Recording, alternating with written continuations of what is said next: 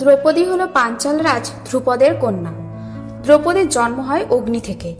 ধ্রুপদের কন্যা ছিল বলে তার নাম হয় দ্রৌপদী। অগ্নি থেকে জন্ম হয় বলে তার নাম হয়েছিল যজ্ঞসিনী।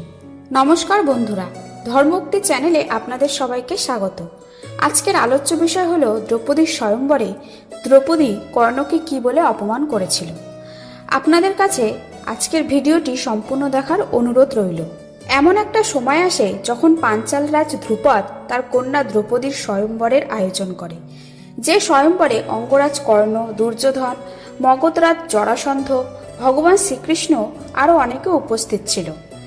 সেই স্বয়ংবরের শর্ত ছিল যে মাছের চোখে তীরবিদ্ধ করতে যে পারবে তার সাথেই দ্রৌপদীর বিবাহ সম্পন্ন হবে। স্বয়ংবর চলাকালীন সেখানে সাধুবেশে পঞ্চপাণ্ডব আসে। দুর্যোধন যখন মাছের চোখে তীরবিদ্ধ করতে যায় তখন সে ধনুক তুলতে সমর্থ হয়, কিন্তু তীর নিক্ষেপ করতে অসমর্থ হয়।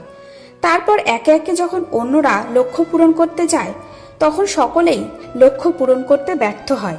তারপর সময় আসে অঙ্গরাজ কর্ণের। সে যখন ধনুক তুলে তীর নিক্ষেপ করতে যায় তখন দ্রৌপদী খুব ভালো করেই জানত যে কর্ণ মাছের চোখে তীরবিদ্ধ করতে ঠিক সমর্থ হবে।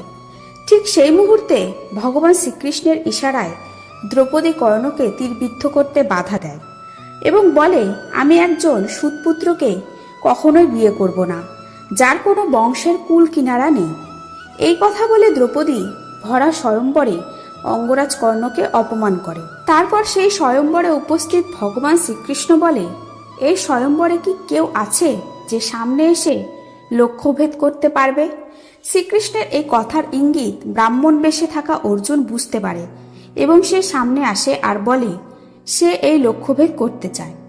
তারপরে অর্জুন সেই ধনুক তুলে মাছের চোখে তীর নিক্ষেপ করতে সমর্থ হয় এবং দ্রৌপদীকে সেই ভরা স্বয়ংবরে জিতে নেয়।